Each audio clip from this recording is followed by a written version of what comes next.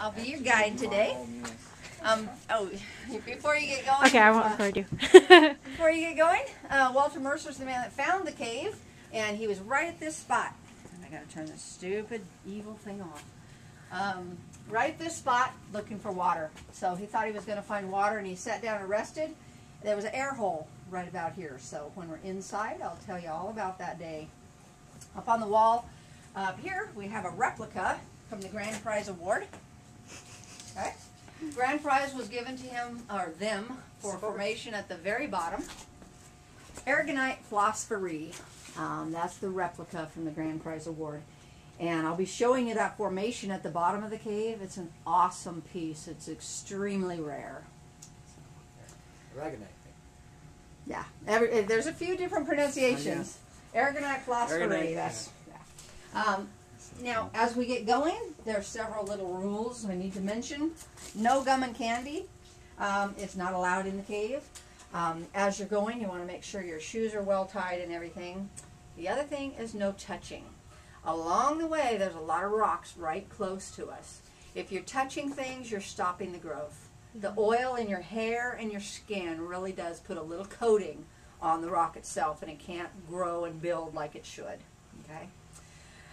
Another little rule is movie cameras. When you're actually moving, you can't be filming because it gets a little dangerous here and there. I mean, if you're not looking at your feet. Okay? I do need to hook this chain. And when you come out, sir, you want to hook it up for us. Hook it up for us. And hopefully they won't notice that I'm giving you a little preview. Come on down. Handrail on the right here.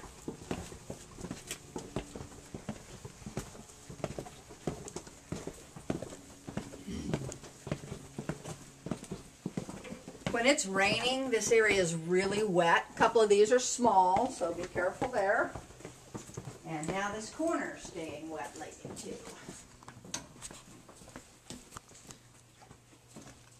The owner is really wanting us to be turning the lights on and off because PG&E gets a little ridiculous sometimes. But yeah. The person behind someone turning them off doesn't get very bright lights. You want to take a look at that large column. I'm going to tell you all about that when we're down below it. Take a look particularly at how wide it is. It is a huge piece right there. I love to hear the water. Right. That's not the floor. By the water dripping. School tours, it's a little difficult to really hear the water. Yeah. Watch your head. Yeah, it is a little low.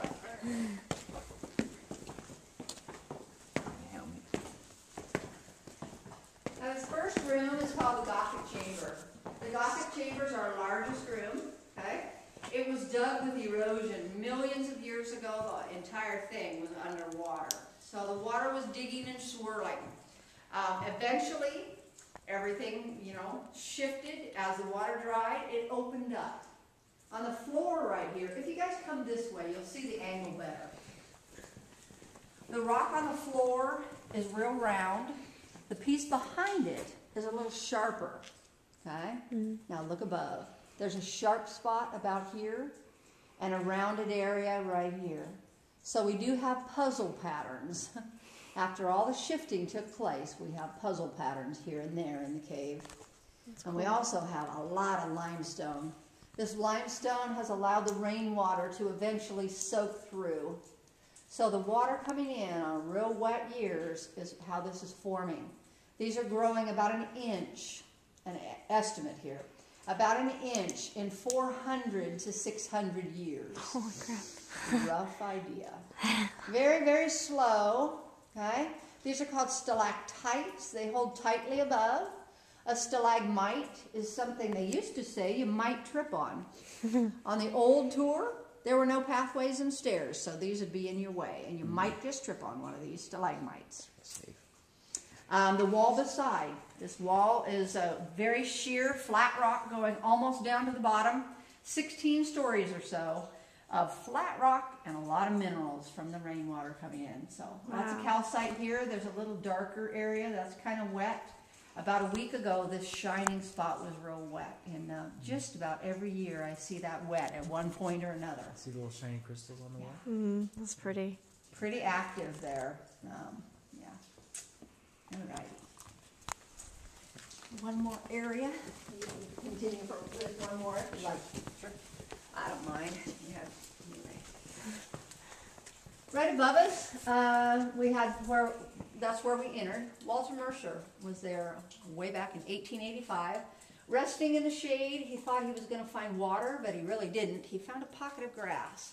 A little movement back then, and he got really curious. He moved the weeds away. He found a fist-sized hole. He eventually opened that up a little bit, and the rocks, you see more patterns. The rocks are about exactly what he saw, except the stairways and all the lights, all right? So, in those days, no stairs, no lights. He came squeezing in that first day with a rope and a candle. Rope and candle, he comes down to about in here where the mud bank is, and he's seeing what he thinks must be rotting wood.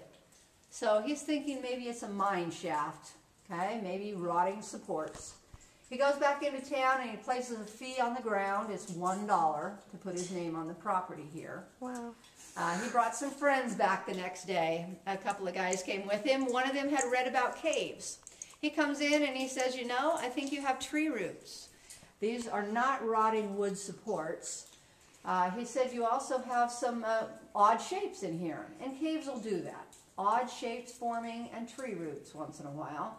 Walter Mercer decided this guy might be right, so he opened it for public tours. 11 days after the cave was discovered, his little air hole, 11 days later he had the first group doing a tour right in this area. Okay? Wow. Ropes and candles, coveralls and gloves. And we're doing it a little easier. We get lights and stairs. So, if you have been dripped on, it's just rainwater. It's not going to hurt a thing. All right. Since there's other tours, probably should be this about the end. Sure, no problem. Okay. It is kind of wet. Bye, Dad. Guys. Enjoy. Hey, Thank hold that chain if you would, please. Yeah, no problem. Yeah.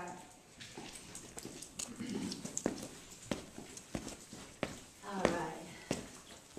Now, just a few weeks ago, this area was fairly dry, but we are getting some water from all the rain recently. Thousands of years of minerals have been coming through to form the twins right here. So, cave twins, they should be about the same color as that area. Walter Mercer saw how curious people always are, and he named these to be our touching stones. So for 125 years or so, they've been touched. The oil is what stops and the acids in our skin, stops the mineral from building. Changes their color a little bit. That's the color it should be. So they do have faces and names. Right here's Grumpy. 2 eyes, a nose, and a big bushy beard there. And we also have Happy right here. 2 eyes, kind of a crooked nose, and a bushy beard on him. Okay? So you're welcome to touch them. You're not going to hurt it at all. It's a dormant formation. Very cold and solid there. You're not going to touch them? Yeah. Touch them. It's the only place we can touch. It's just rock. It's cool. We don't get any sunshine, so they stay very, very wet in here. We do have a lot of holes down below us, up above. Pretty good sized holes here and there. That's from erosion. Millions of years ago, remember, the whole thing was underwater. Okay? Now, when the body of water dried, then rainwater started soaking in, slowly forming the growth that we're seeing. This piece above me is called a Diamond Cascade Waterfall. Really nice calcite crystal. Still fairly dry on the sides. It really shines.